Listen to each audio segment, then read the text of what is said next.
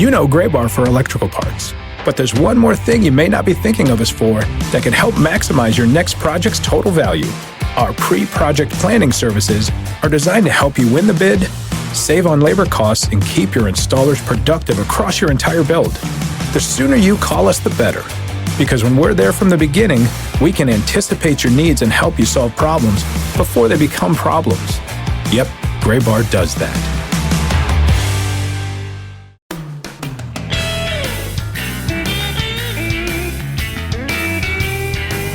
Well, if this sounds like an award-winning, NPR level podcast this week, you will have technology to thank. It won't, because I'm still hosting it, but new microphone, new laptop. We're cooking with gas this week, Sam. Yeah, there was somebody who tweeted this week. I wish I could remember who or what the exact wording of the tweet was, but they said every podcast is sounding more and more like NPR these days, and I was starting to think that we don't. So are we either missing out, or are we still unique in that way? I did not even see that, and now I feel like a hack for my joke. But it's, this microphone that I got, it's very nice microphone, but I can tell, like, it in my headphones, it sounds like I'm on fresh air. Like, I can hear all of the little, like, if I rattle a piece of paper in the background. Okay. All right. I couldn't get a piece of paper to rattle quickly enough. But yeah, it's I'm just very excited. It's a Christmas morning around here when you're a podcast nerd and you get new podcasting equipment. I'm very excited. Yeah. It's like our version of getting called up. Like, this is the closest we get on this podcast to improving our quality and doing new things and fancy things, is that we get new equipment. At least you do. I still have the same old microphone. So well. Apologies on my end if I'm not pulling the weight of this battery this week. Well, the good news is Sam pulls the weight of being the intelligent and good one to listen to on the podcast, so we trade things off. And with that, we welcome you into this week's edition of the Show Before the Show podcast from MILB.com. This is episode number 157 of the show, and we are really excited to catch up here in just a little bit with the second-ranked prospect in the Oakland Athletics organization, Jesus Luzardo. And Sam, we kind of touched on this before we talked to Jesus, but in Toolshed a couple of weeks ago sort of pointed out, like, man, Jesus Luzardo, 20 years old, he's going to high A. Seems like an aggressive assignment, which it did. He makes 3 starts there. He's already in Double A.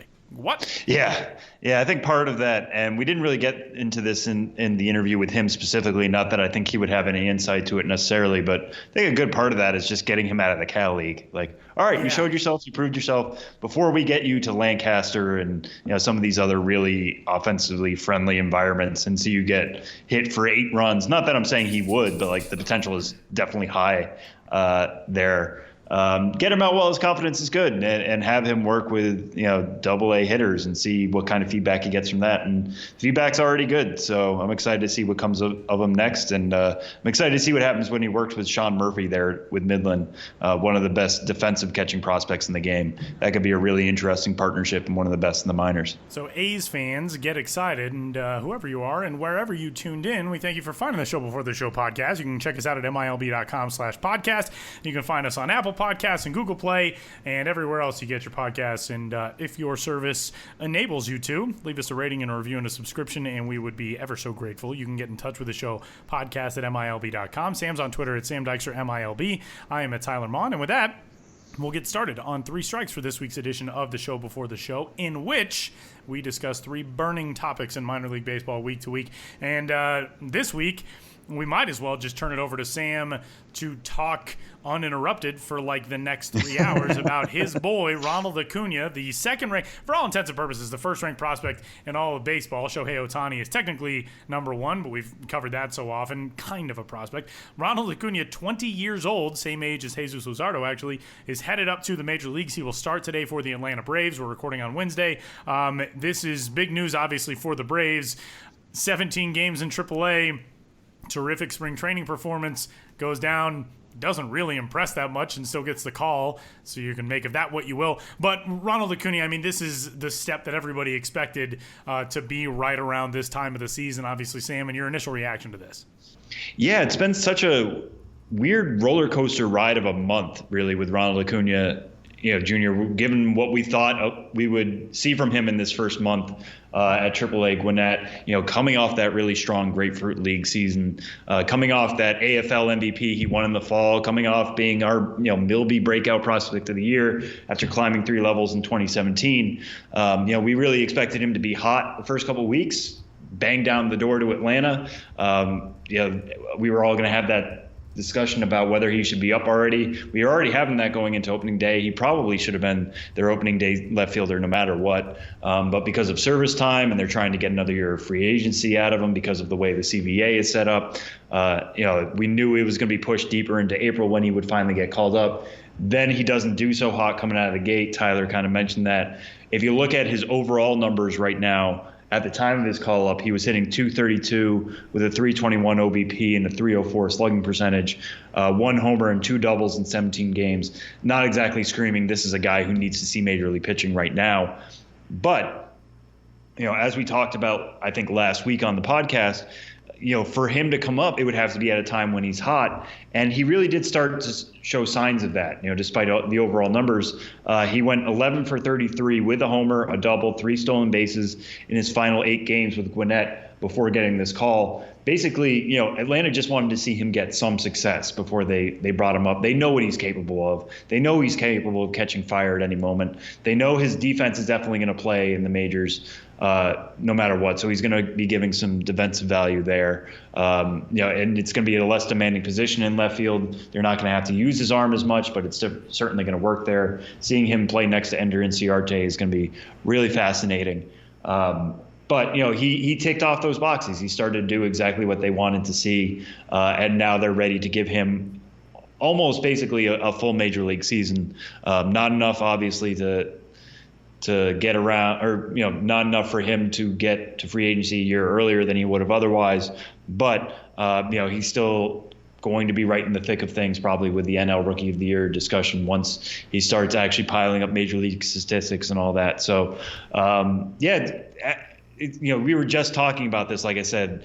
Why haven't they called him up yet? Well, he hasn't done the X, Y, and Z, and that's surprising because he's Ronald Acuna and he's done every other letter of the alphabet. And to see him turn it around this quickly, and for the Braves to trust him this quickly and say, they could have easily played the game where it's like, okay, well, we need to see him do it over a longer stretch now because we've seen him struggle.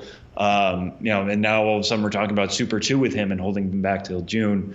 Maybe a more cynical organization would have done that. And I'm not saying the Braves are already cynical. Again, this is a team that probably should have given him the opening day left field spot. But they know what they have in him. They know they have, like we said, the top prospect in the minor leagues at the time of his promotion.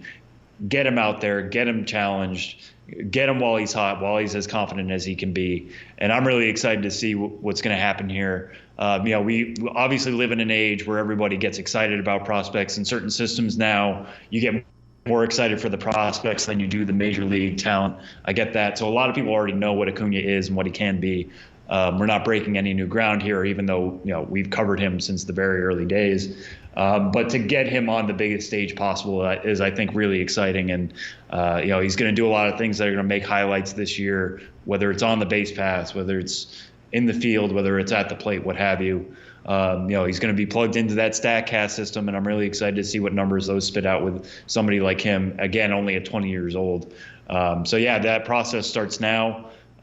Really excited to see what happens with him and what this means for the Braves overall. Ozzie Albies and Dansby Swanson having really strong seasons up the middle. Inciarte's still there. Matt Whistler is looking as good as he's ever looked. Fultinowicz, Newcomb's showing some signs of promise. This is a Braves team that for a while now we've said is ready to pop, and this is the guy, the cornerstone that they're hoping to build around for years. Now he's in Atlanta. Let's see what happens next and what this means for this organization. Well, strike two kind of dovetails off of. Can you dovetail off of? I think you can only dovetail into. Anyway, it goes along with this opening topic. Ronald Acuna, a guy we're talking about, and Jesus Luzardo, a guy who we will talk to. Those couple of guys on the fast track as far as prospects go. Ronald Acuna last year soared through 3 levels in that system. Jesus Luzardo has already started this year at a level we thought was extremely advanced, and he's graduated from it after 3 starts there. Who else around the prospect world right now, Sam, do you see as being worthy of a similarly accelerated track in their development?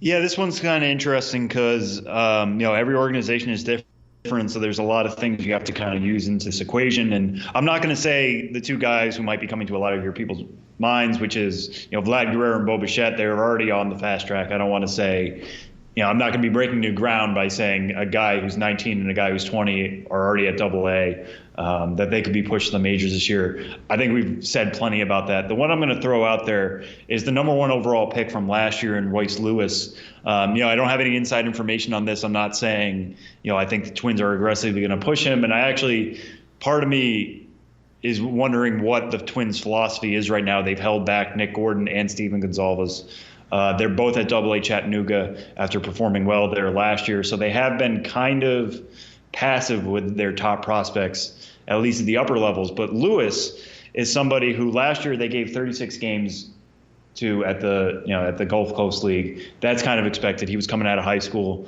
That's the way that works. But then they jumped him straight over rookie level Elizabethton, put him into full season ball for 18 games at Cedar Rapids. And he performed pretty well, hit 296 with a 757 OPS. That's good for a guy who is still 18 now. He's not going to turn 19 until June.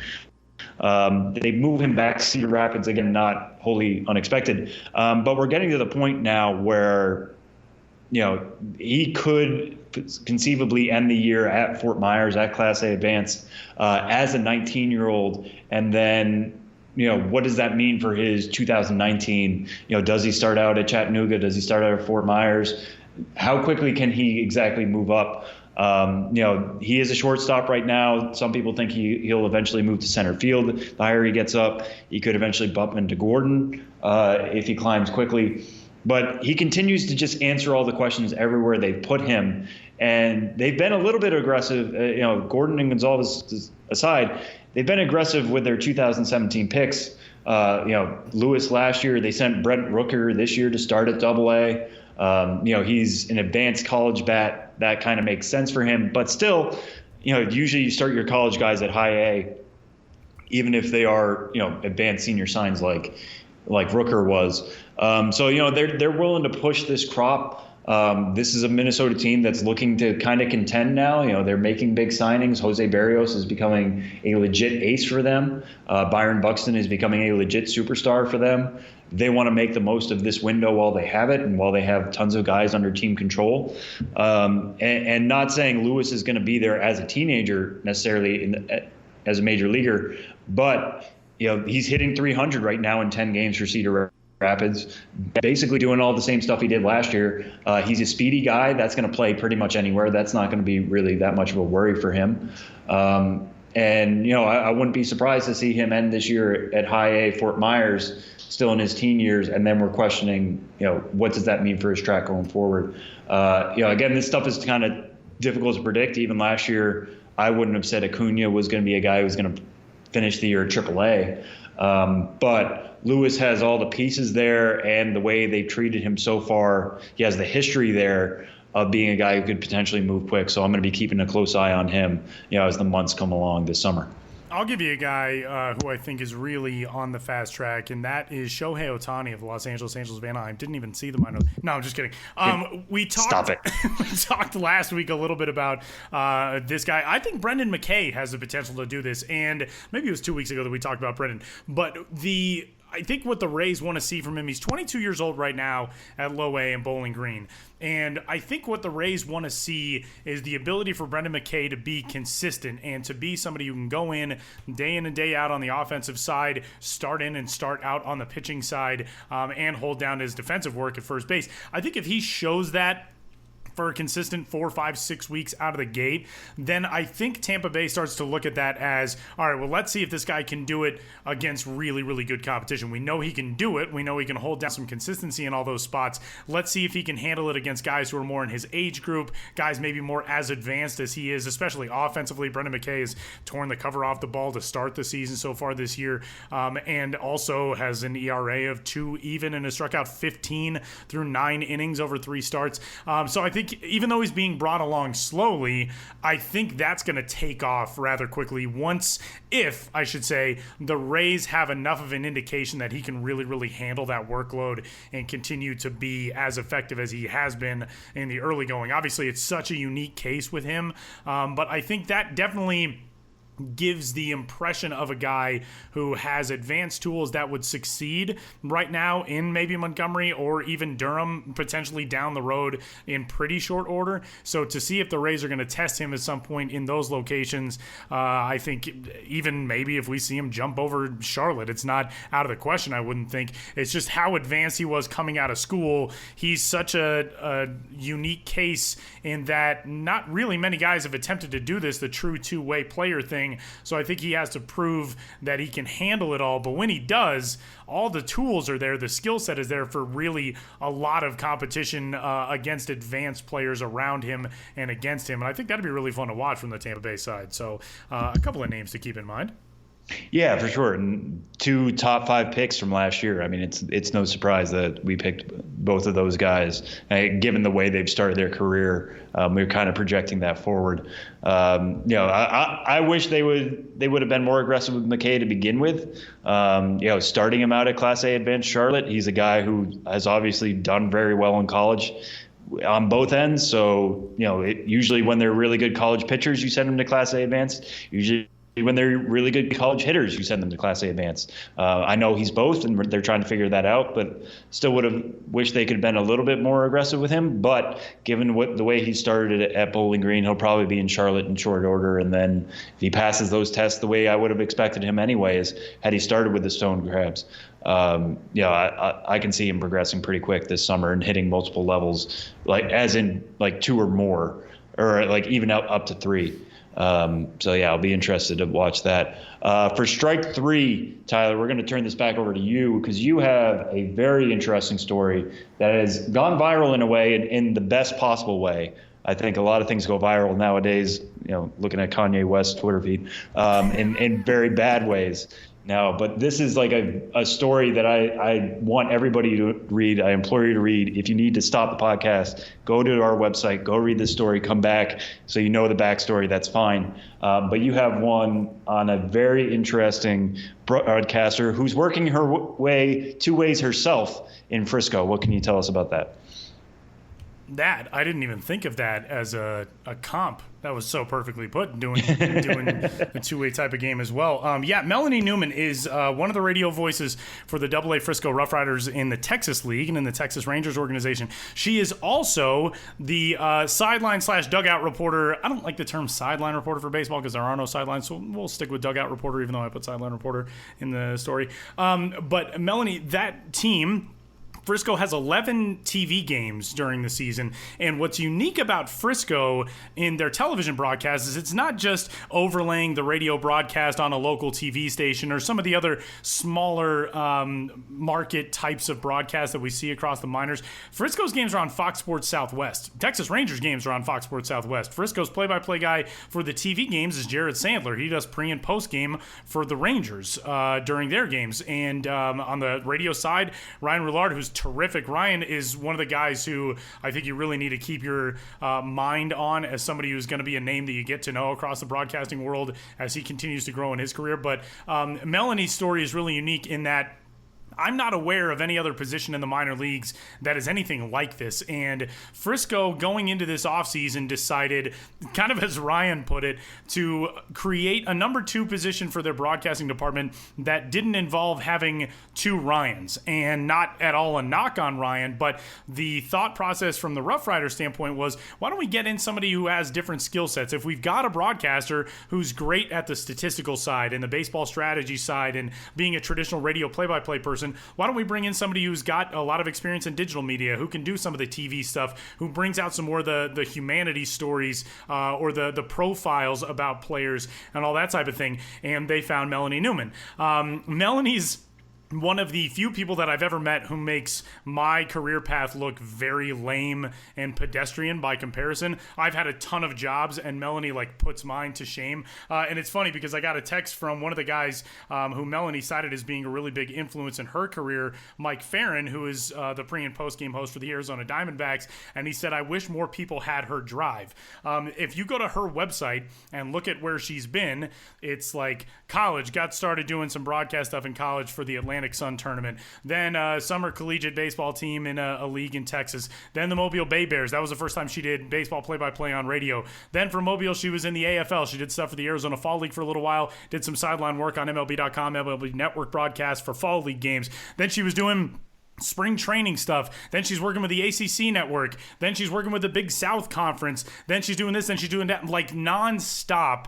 And it was funny because this is actually, the story is quotes taken from two different interviews. We had a really lengthy conversation during spring training last month at Surprise. And then I also got a chance to catch up with her yesterday before the story went up on the site today. And we're recording on Wednesday. But hearing the stories about how she would drive, 9 hours overnight after hearing about a broadcasting gig a week earlier that she knew she could probably fit into her schedule. She'd finish up one thing, hop in the car, drive 9 hours to some place in, Pennsylvania, knock out sidelines for another event, and then be back in Atlanta. I mean, just the hustle that it takes to do this in this industry is one thing.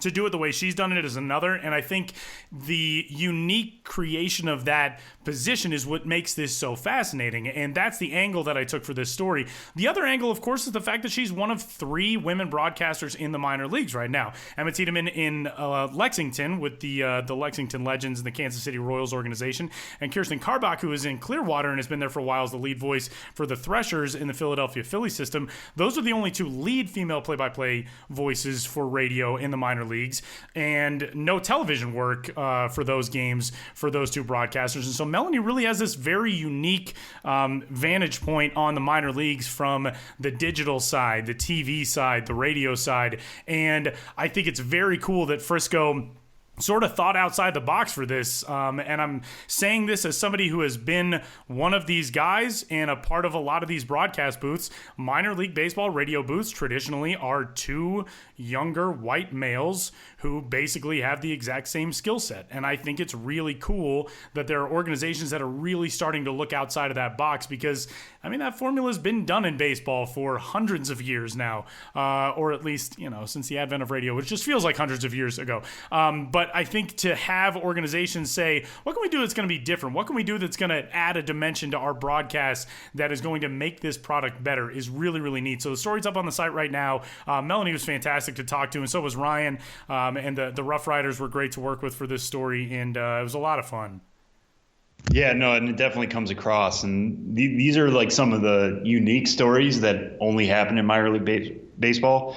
I feel like, and that's what makes our job so much fun. There are like 160 teams that we get to cover, but hopefully a day comes where this isn't unique anymore. And that's exactly what Melanie said. And that was one of the themes we had in our conversation back in spring training. And the reason why I felt this was a more interesting story about the role rather than the fact that she is a woman in broadcasting in minor league baseball is the fact that it's so different and it is so unique. And it really was a point of focus in our conversation that she said it shouldn't be something that's focused on. Yes, it's a historic moment when somebody, and this is included in the story as well, Jenny Kavnar, who is one of the sweetest and most intelligent baseball people that you'll ever meet in your life, did play-by-play for the Colorado Rockies telecast on Monday against the San Diego Padres. She was the first woman to do play-by-play on a major league telecast since 1993, and that was oddly enough in a Rockies-Reds game. It was not on the Rockies side, but she ends up doing it on Monday. And so for Melanie and for, I would assume, for Emma and for Kirsten, for a lot of other broadcasters around baseball, to see that on a regional sports network, on a broadcast in which somebody like Jenny is doing the play-by-play, and to know, yeah, I could do that, that I think gives people a lot of confidence to keep going. And believe me, this is not a real easy industry to gain confidence to keep going, and so those things are massively important. But that was one of Melanie's points. Is her quote was, "At least the girls that I know, we are not asking to be treated differently."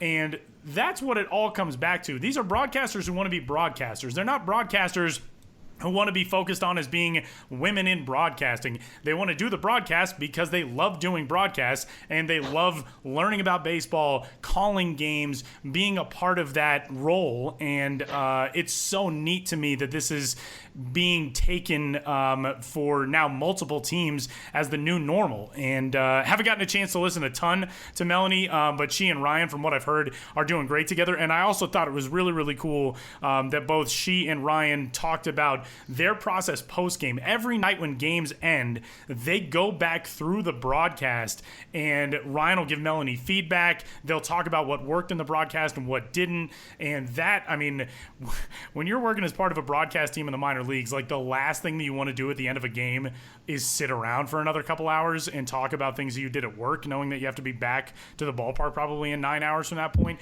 So that work ethic, that hustle, and the relationship already being forged between her and Ryan, and for Ryan to take on his own duties. Guy who goes out and he handles road broadcasts solo right now. He also handles those telecast broadcasts when those are over on TV. He does the radio side solo. So it's a lot to ask for somebody like that as well to be working as part of this newly molded role and capacity in this media department for the Frisco Rough Riders. So just really cool and obviously a really tremendous accomplishment, and they were all fantastic and a really fun one to write. Yeah, and I think one thing you keep coming back to is, we want there to be the day where these aren't stories anymore, where it's just, somebody is hired and it doesn't feel special anymore because it's just becoming the norm. But like, we have to go through this where, other people can see that somebody like Melanie out there, your hustle will be rewarded. Right. So often, and no matter what job, we're talking about minor league baseball players, for crying out loud. Like, these guys are people who are traveling on buses and going to multiple places and sometimes signing with multiple organizations, trying to hope that it works. And the reason they do it is because there have been so many major leaguers for whom it does work. It works out. That's true of all walks of life. People who are looking for that inspiration need to hear about it. Melanie can be that for people, and that's why these stories mean so much, not just in terms of, it's inspirational to women or inspirational to broadcasters, but pretty much anybody who is looking for, who has been hustling for years and needs to hear that something works out in the end. Like, this is that story for that as well. And that really is so cool. I mean, if you are a broadcaster and you can be somebody that a kid talks about as being an inspiration to get into a line of work, and Ryan mentioned that about Dave Niehaus, the late broadcaster for the Seattle Mariners. I mean, people who went into broadcasting, we all have those people that we looked up to and the people that made it seem like fun for us, made it seem like something that we wanted to do. If you're somebody like Melanie or somebody like Jenny Kavnar, if you're Emma, if you're Kirsten, all these broadcasters who can set that bar for young women that are coming up behind them in the industry, it's just so cool. And I felt really privileged to get a chance to tell this story. And so that's up on the site right now. And with that, we will wrap up Three Strikes for this week's edition of the Show Before the Show podcast. And we will talk about somebody else in the Texas League. The Midland Rockhounds probably did not anticipate getting Jesus Luzardo on April 24th, but they did. They got the number 2 ranked prospect in the Oakland Athletics organization. He made his debut on Tuesday night for Midland, and we will catch up with Jesus Luzardo, the newest member of the Midland Rockhounds in the AA Texas League, coming up next.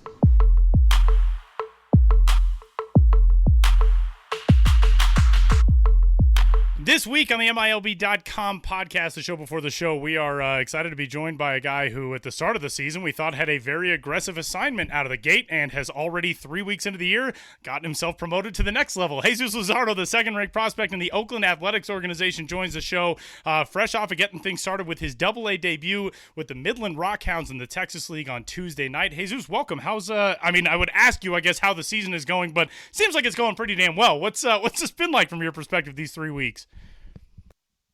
I mean, it's just been it feels good, and happy to be out here and finally getting some good competition and trying to prove to the team and to everyone that I feel like I can compete at these upper levels. Well, you got started this year on a heck of a good note with Class A Advanced Stockton. Make 3 outings in the California League, an ERA of 1.23. Opponents bat 120 against you over 14 2/3. You strike out 25 against 5 walks and 14 2/3. What has been the key to this so far? What's going well for you to start the year? Really just getting a good feel for all my pitches early. Last year when I was coming back off Tommy John, is mainly, getting the fastball in, and then I started working with the changeup more, and then towards the end I kind of got a little feel for my breaking ball. But this year in spring training, I really worked on feeling all those pitches early. So as soon as I got to start in the season, I just had a good command for all my pitches and was able to use it when I needed them. Yeah, and take us through that spring training. This is the first time you've really gone through one as a full participant, as somebody who, like you said, has been able to be a pitcher again and just focus on pitching. It's also your first spring training with Oakland after last year's trade. What was that spring like, and how did that set the table beyond just working on those pitches? How did that set the table for what's been a really good first month?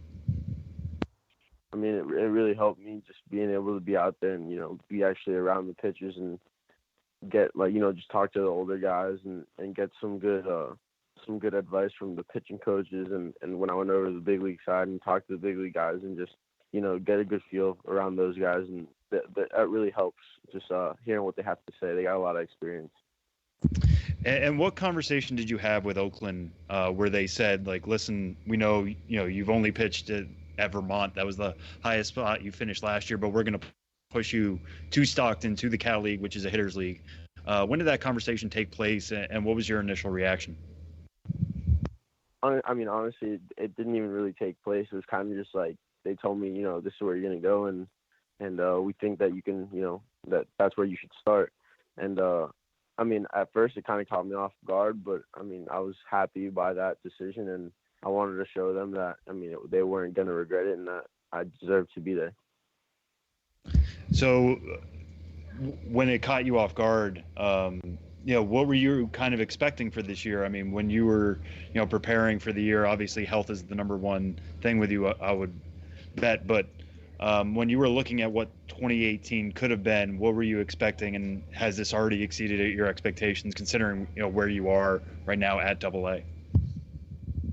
I mean, I definitely had my own personal goals, and I tried to shoot, pretty high, but I mean, I was just trying to stay healthy, and I mean, I personally thought from what I had seen, I'd probably start in, low A, maybe get up to high A, but I mean, I guess you could say I did exceed my expectations, but then again, I did kind of set personal goals for myself that I wanted to, finish pretty high this season. Jesus, when you are, taking in, I guess, reflecting on what things have been like over the first couple of years of your career, you in 2017 are able to go out and get a handful of outings under your belt, 12 in total across 3 different teams. I mean, it's such a sprint even just to get started in pro ball, because you start off in one organization, shipped over to another, you have a lot of success across the board, and then you sort of get a chance to breathe over the offseason for the first time, and then you're right into the mix, jumping over a level. To be at this stage in pro ball and have already seen so many different stops, how has that helped you form a routine and be able to know what you need to do to get ready from start to start and prepare in between starts, having gone through already 5 different stops in your minor league career? Yeah, I mean, definitely that helps. Kind of helps you, as you said, get a routine and know exactly what you have to do, that no matter the move and where you are on the road, the long bus rides, the plane, that's just kind of in your head what exactly you have to do to get ready for the start, no matter where you're going or the adversity you're facing. You don't have, obviously, a ton of innings yet at AA, but through that first start, could you tell a marked difference between what you saw in the California League against Class A advanced hitters and what you saw last night against AA hitters in Midland? Yeah, I mean, I could definitely say that guys have more of an approach up here. And they're not really missing mistakes with your fastball. I mean, if you do make a mistake, leave a little pitch up, they'll probably punish you a little bit more than the Cal League. But I mean, there are good hitters over there as well. It's more of an approach here, I guess. Yeah, and how were you able to kind of turn that, into what was a pretty solid debut last night? 5 innings, I think only 2 runs allowed. At the start, you gave up a double, you gave up back-to-back doubles in that first inning, and by the end, you were retiring the side. It seemed like pretty easily. What were you doing last night against Corpus Christi and learning on the job, basically, to finish off as strong as you did? Oh, I'd say that in the Cal League, I kind of dominated a little more on my fastball. I can get away with it a little more. but I realized that here it's more of just like you got to mix up the times. You can't just rely on like one or two pitches. You got to really be able to use all three and throw them for strikes and mix it up when you use them in the count. So it's mainly just mixing up the times, putting it in and out, and all that stuff. And you mentioned before the development of your breaking ball. I remember we talked in the off season, and I was specifically looking to talk to you about your changeup because that's such a special pitch. And for guys coming out of high school, a lot of guys don't have the changeup because they don't need it. But that's a pretty solid offering for you. Where's the development of the breaking ball and turning that into like a third quality pitch that you're going to need, a AA, AAA in the majors someday? I mean, yeah, definitely it's important, and that's what I really kind of like focused on in spring training. But I feel like it's come a long way. Last year, first year back off Tommy John, it was kind of just there. It wasn't really too good, but lately I've gotten a better feel for it, and I've been able to throw it for a strike or in the dirt when I need it. So I mean, it's getting there for sure. And what about it is kind of clicking for you? What are you doing differently with it? Is it just becoming more comfortable? Is there a grip you're working with? I mean, how does that kind of develop itself? I think it's just become more comfortable with it, just throwing it a little bit more and practicing it in my throwing programs. I've just gotten a better feel for it in general, especially in like just bullpens and really working on it and just trying different things out and seeing what works. Hey, Zeus, for your baseball climb to get to this level of pro ball, you are a guy who has such a diverse arsenal of pitches and somebody who can, work into the upper 90s. You can change speeds, you can mix things, all that type of stuff. You're also listed, I think it's 6'1", 205, which, so often nowadays, even in the A's organization, we look at guys like A.J. Puck and Sean Manaea and all these big body guys. Do you think there's ever been, when opposing hitters come up against you, do you think they're caught by surprise by the fact that, oh man, this dude's going to be shoving upper 90s in addition to breaking pitches and slowing things down with changeups? Have you caught people off guard in that way in your career? Not to say that you're a small guy, but baseball has trended so much toward these giants on the mound. Yeah, definitely. I've even talked to a couple guys I've pitched against, and they're just like, I don't understand. Like, guys 6', 6'1" usually don't, just don't run it up like that.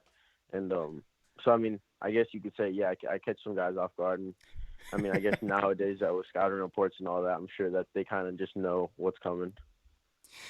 As a Florida native, Jesus, one thing that obviously a lot of people got to know during spring training is that you are a Marjorie Stoneman Douglas High School product. And we did a story on Rockies prospect Colton Welker, who was one of your high school teammates. You guys won a state title together.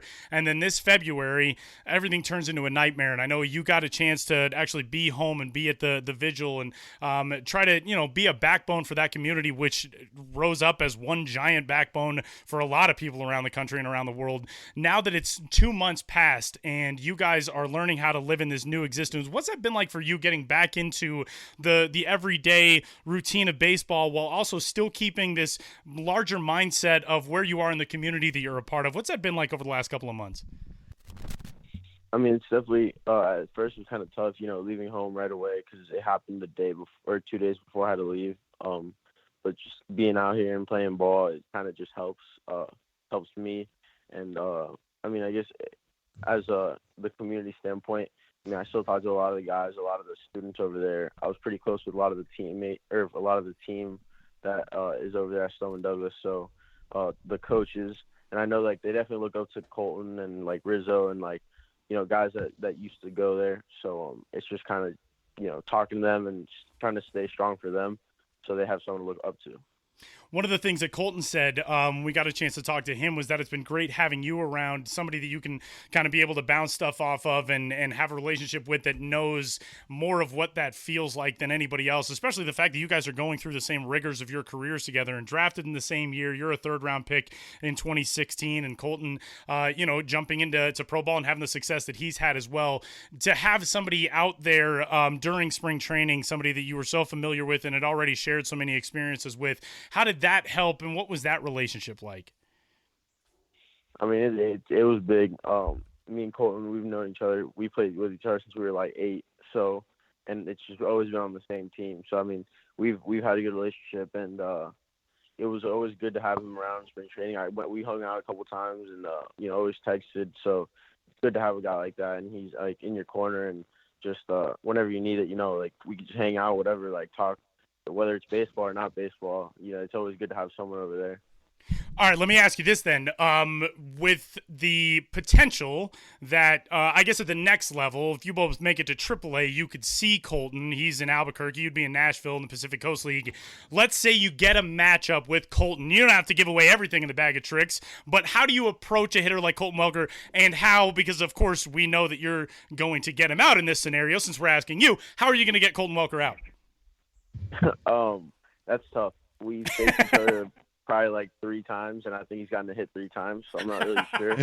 But if I had to guess, I'd probably, try to beat him in and then soft away. There's the scouting report, everybody. Yeah, no, yeah. That's going to spread like wildfire now. Everybody approaching Lancaster now is going to listen to this. Well, we'll end on this one for you. He's a really good hitter, so I mean, it's definitely tough. Yeah, we've all seen that pretty well to start this season for sure. We'll end on this one. We've talked so much about kind of your accelerated path now.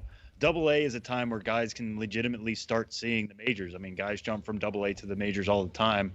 I'm not asking, do you feel like you're going to jump, but how close do you really feel to the majors now? Is it you can taste, maybe not this summer, but like early next spring? How close do you feel at this moment compared to where you were just a couple weeks ago? I mean, it's definitely a reality. Like, people talk about it all the time. Guys who go from AA to the big leagues. I don't know personally how close I am because of my age and my arm and all that. But I mean, definitely I feel a lot closer, and you can kind of taste it from here. It's a lot. It feels like a bigger jump. I'm closer now than I was definitely in high A. So. Jesus Luzardo will not turn 21 years old until September 30th and is already pitching at AA Midland in the Texas League, and you can find him on Twitter. He is at baby_Jesus9. And Jesus, all the congratulations in the world for all the success so far, and best of luck in the Texas League and wherever else you find yourself moving this season. Thank you. Appreciate it.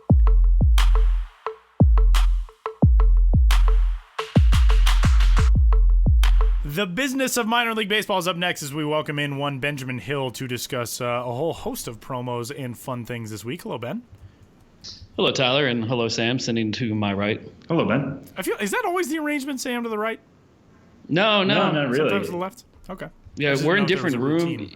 Yeah, we're in different rooms almost every week. I think today we're in 5Y for those keeping score at home. Yeah, and it depends on which side I think is Ben's best side that day. So today it's the right side. That's helpful for an audio podcast.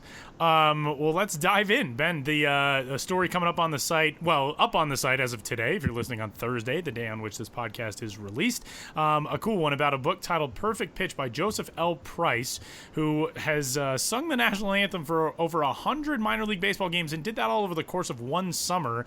Not only has Ben reviewed this book, Ben also blurbed this book. It's up on the Amazon page, a review from one Ben Hill, along the likes of Ron Shelton, who wrote Bull Durham. So that's pretty cool. But tell us about this book. Yeah. Well, this is a story I kind of have a years-long connection to, and yes, there will be a full disclosure in the article that I've blurbed the book. I don't want anyone getting the wrong ideas. This is no pay-for-play type operation. Ben did say he gets 15%, so that was a joke. That was a joke. For the record, that was a joke. But anyway, Joe Price is a professor of religious studies at Whittier College, and he's actually set to retire very soon. And he has a new book out detailing just what you said, Tyler.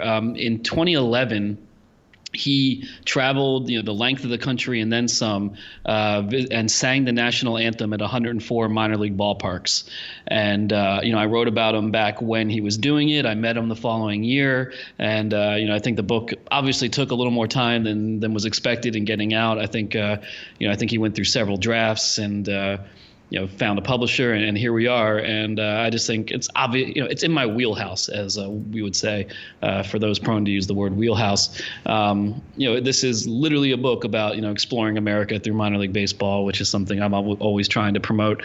And, to sing the national anthem at 104 locations and hear those stories just from ballpark to ballpark, with maybe a microphone malfunctioning or dealing with the feedback or the reactions you get from players or fans after the game. it's a real American book, a real baseball book, and I think something that listeners of this podcast and readers of MILB.com might find interesting, and hence that's why I'm writing about it and why I'm speaking about it now.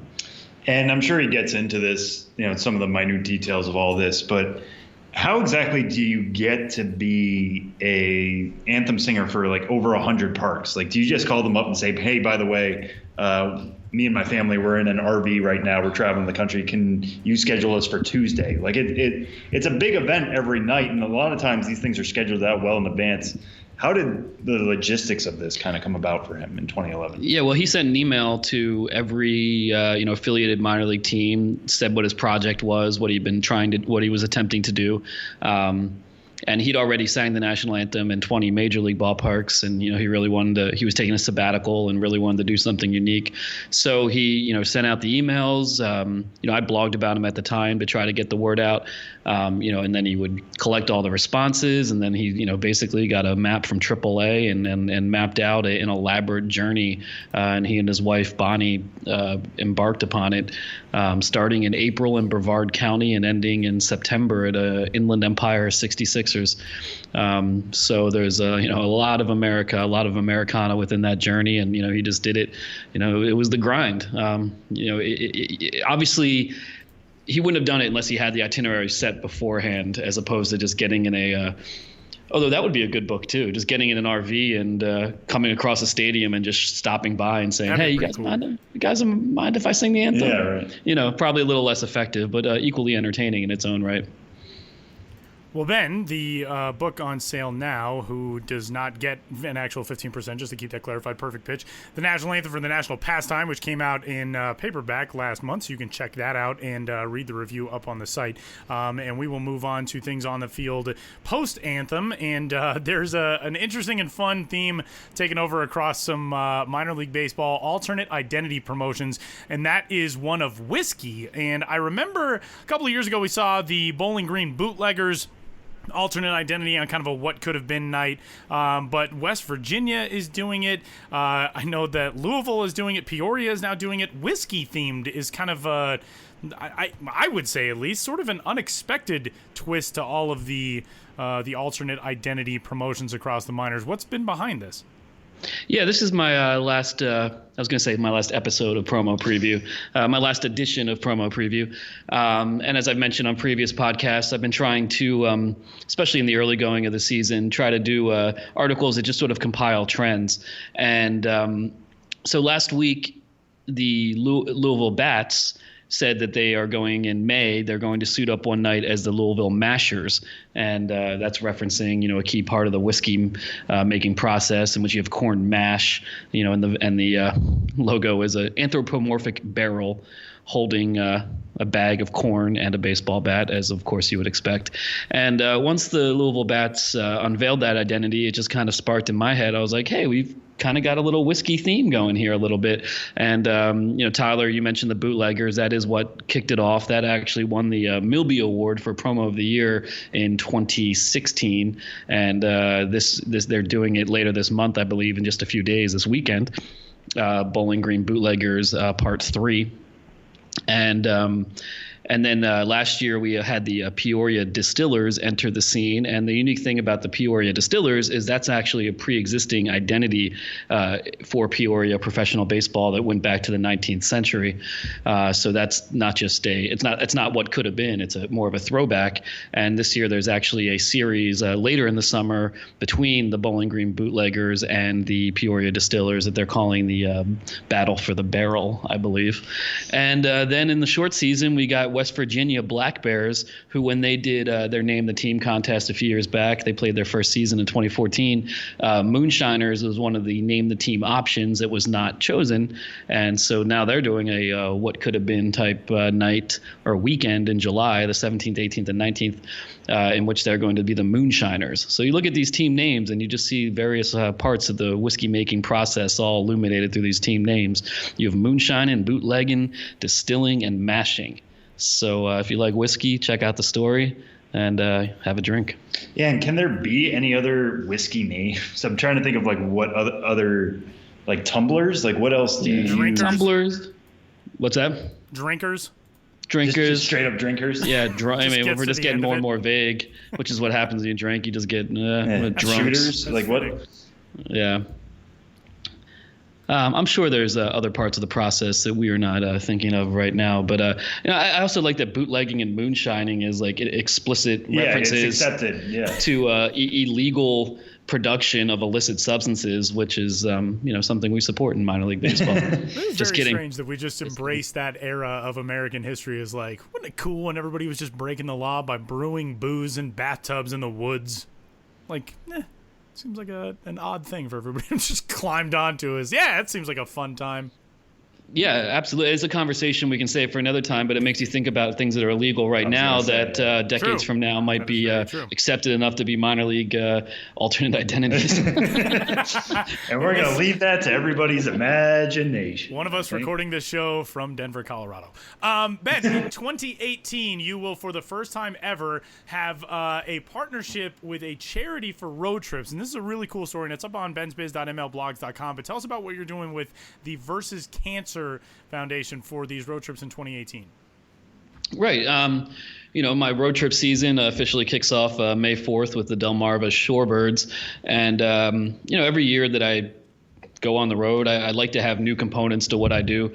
And so this year it's really cool. I've teamed up with Versus Cancer, which is an organization started by an ex-athlete that fights against cancer, specifically childhood cancer and pediatric brain tumors. And so obviously a very serious cause. But, Rachel Mark, who works for the organization, came from the world of minor league baseball. She worked in Charlotte and she worked in Scranton Wilkes-Barre. And, so she pitched this idea to me. She understands the world of fundraising and the world of minor league baseball. And she says, how about raising awareness for this organization through your road trip travels? And I thought that was a great idea, a new component, and, a chance to do something good. So I have a Pledge It campaign that's online right now, pledgeit.org/bensbiz. I'm visiting an estimated 25 ballparks this season, and you can pitch in an amount of money for each ballpark visited. If you pitched in $1 for every ballpark, that'd be a $25 donation. So we just kicked this off a few days ago. It's still in the early stages, but I'm hoping I can get a lot of people to join me in this, and at the end of the season, raise a good chunk of money for the Versus Cancer organization. And then on top of that, we'll be reaching out to the minor league teams that I'm visiting. And hopefully we'll have a charitable component from the team side as well. Nothing obligatory, of course, but where applicable, I think there'll be other elements to the fundraising. And the first team I'm visiting, the Delmarva Shorebirds, have agreed to donate their Launch-A-Ball proceeds from that night, which is pretty cool. It's a Saturday night. It's their Star Wars promotion, or it's a Friday night. Oh, yes, it's a Friday night, May the 4th. It's a Friday night, but regardless, for a big theme night, Star Wars, they're donating the proceeds of the Launch-A-Ball. That's a great start to this partnership, and I just look forward to seeing it grow as the year goes on, and just trying to do my part. So once again, that's pledgeit.org/bensbiz, and you can check out my blog, Ben's Biz blog, for a post explaining the partnership a little bit more. And how close are you to announcing your designated eaters for the year? I know you got all your submissions are in, the deadline is passed, pretty much. It's all set, right? That's Friday. I plan Thursday, the day this podcast debuts. I plan on writing the post and having that up on Friday with this year's designated eater selections. And I know a decent amount of the applicants I got also listen to this podcast. So I just want to say broadly in advance, one, thank you. I got more applications this year than I ever have. And the range of responses and the humor and passion put into them is it's amazing to me because, when I get on the road, it's, just me by myself, and I often question what I'm doing, and to see people like the designated eater concept and say it's on their baseball bucket list, it gives me a little more energy to keep doing it and hopefully keep doing it well, or at least acceptably. And it's been very tough. I'm a sensitive soul and I hate letting people down. And certain locales, Toledo and Colorado Springs in particular, I got so many great applications that there's people I just don't want to say no to, and I have to. And I'm already feeling sad just thinking about it. But I'm trying my best, and check it out on Friday, April 27th for this year's slate of designated eaters. Well, hey, and those people still get a ticket and go hang out, and you can catch up with Ben, and you can still eat the food. Just you can be like a shadow designated eater. You can hang out and eat the food. You just might not get written up the same way. Absolutely, and that's a great point, Tyler. Everyone who gets in touch with me in any way, whether they want to be a designated eater or not, if you want to say hello tell me what you're into, anything, please do so. Sam's laughing. Tell me what you're into, what book you're reading that week. I'm actually interested in that sort of stuff. So, go ahead and mock me, but I'm going. I'm not mocking. All right, well, what was that? My very defensive. That's why I'm not a lawyer. My defensive voice is a giveaway. I'm the same way with that. And if you would like to discuss a book that you may be reading with Ben, Perfect Pitch is for sale right now to tie all these things in this interview. Benjamin Hill's on Twitter. He is at Ben's Biz there. The blog is bensbiz.mlblogs.com. There you can get information on the really cool partnership with the Versus Cancer Foundation and find out how you can donate and contribute to the cause. And Ben could be in a city near you sometime in the very near future. Ben, thanks. Hey, thank you guys. And once again, I want to know what you're into. Hit me up on Twitter or email and just tell me about yourself and your life. I appreciate it. Thank you.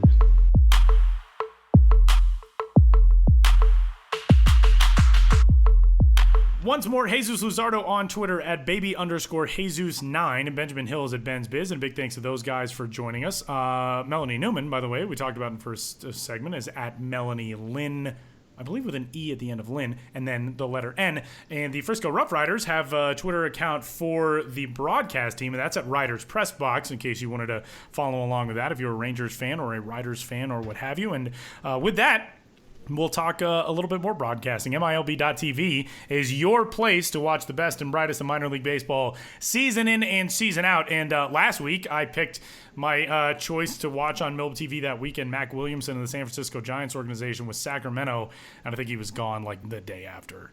Not smart. But I mean, just like smacking homers in the big leagues. You did say people should watch him because he's very good, and you back that up by getting him called up. That's true. That is true.